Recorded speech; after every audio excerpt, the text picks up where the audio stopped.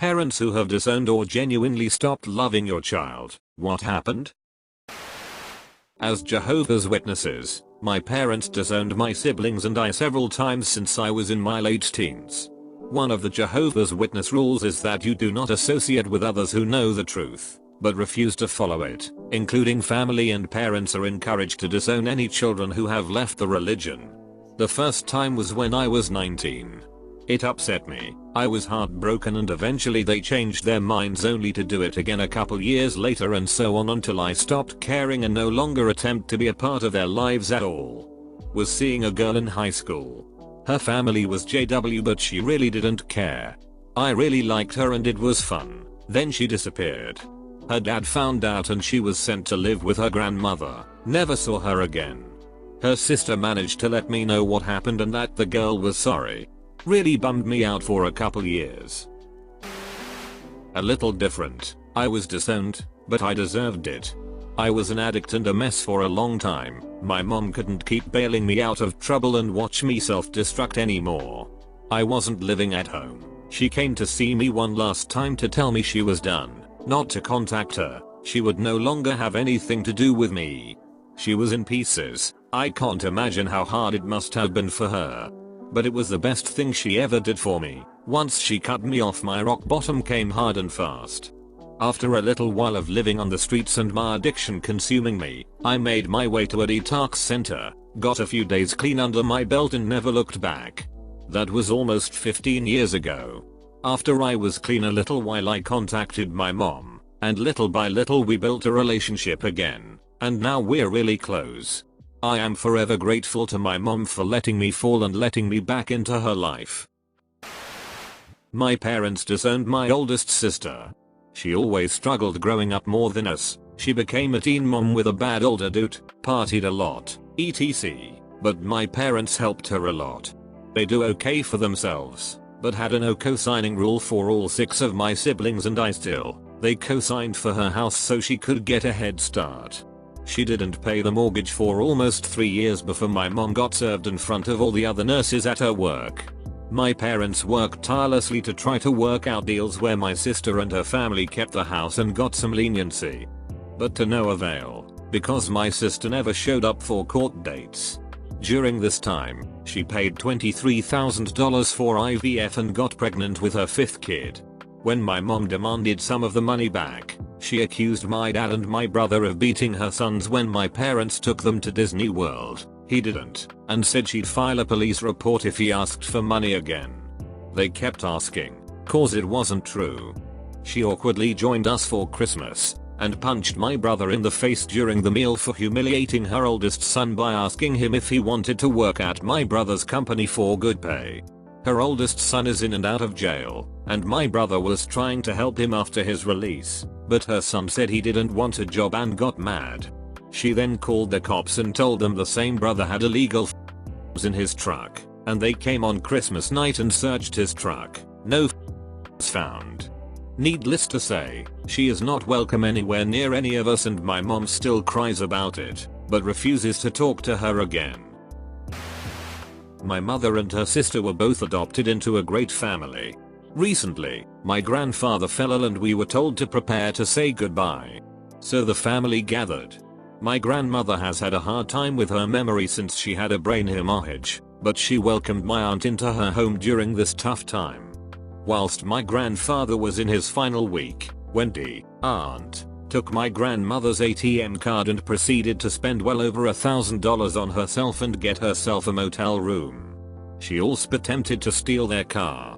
When my uncles found out, she basically disappeared into the wind. After my grandfather passed and his funeral was all sorted, my grandmother went to an attorney to write Wendy out of any inheritance she would get from their estate when she passes. She didn't press any formal charges, because the whole process would have been lengthy and more painful for her. She didn't need the extra stress. I'm pretty sure one of my uncles also threatened Wendy to make sure she stayed away from my grandmother from now on too. I wouldn't say I've disowned or stopped loving my son, but it's real tough to find love for him. He's almost 14 next month, and he's currently out of our home at a treatment facility.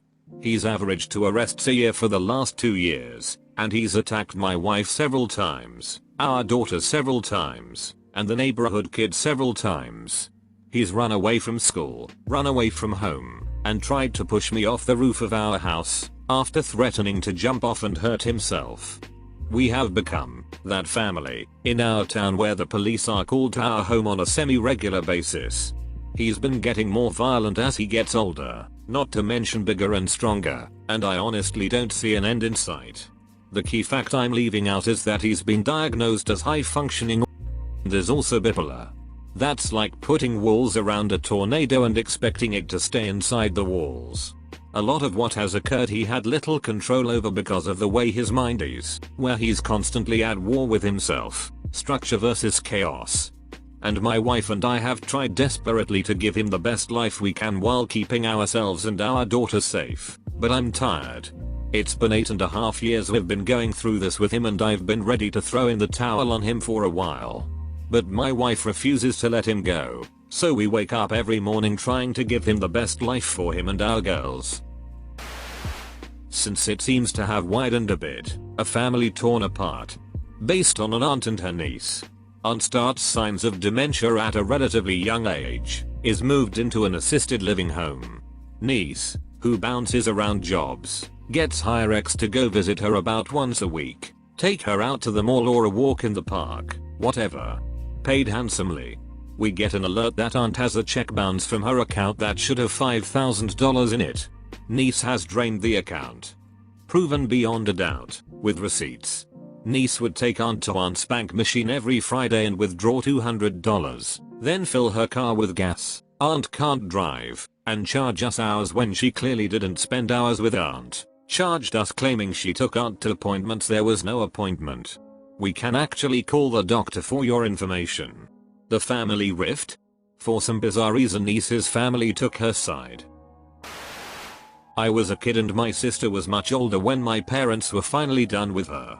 From my recollection, she went through the cycle of making one stupid decision after another, even when they would tell her and show her why she shouldn't make that decision. Dropped out of college, they were paying for, and used the tuition money she was refunded to buy a Firebird, then quit her job. Let car run out of oil, kept driving it until the engine seized up. Parents bailed her out again, buying her what they could afford on one salary, a decent, used station wagon. Only catch, she take the job my dad called in favors for.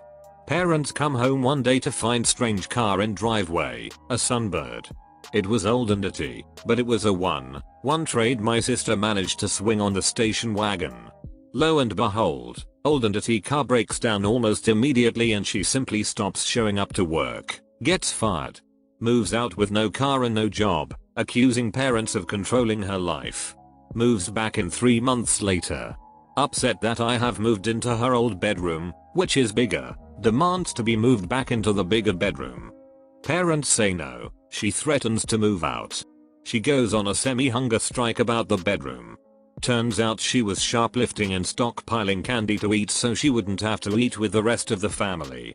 During this time, dates a number of less than stellar boyfriends, including a guy who is 30 years older, but drives a Porsche, a guy who had been convicted of abuse, and another guy who generally creeps everyone out by jumping the fence and just standing in the backyard at all hours of the night. Eventually, she is told to pay rent, go to college, or move out. She chooses to move out, and is gone by the end of the week. I clearly remember her threatening to burn the house down as she left. 2 months later, she asks to move back in because her roommate and best friend kicked her out. Parents say no, she's on her own unless she wants to go to college or get a job and keep it. Car breaks down again, for good, and calls and asks parents if they can buy a new one for her. Not new, as in new to her. New, as in brand new model year. My parents' newest car was 15 years old at the time.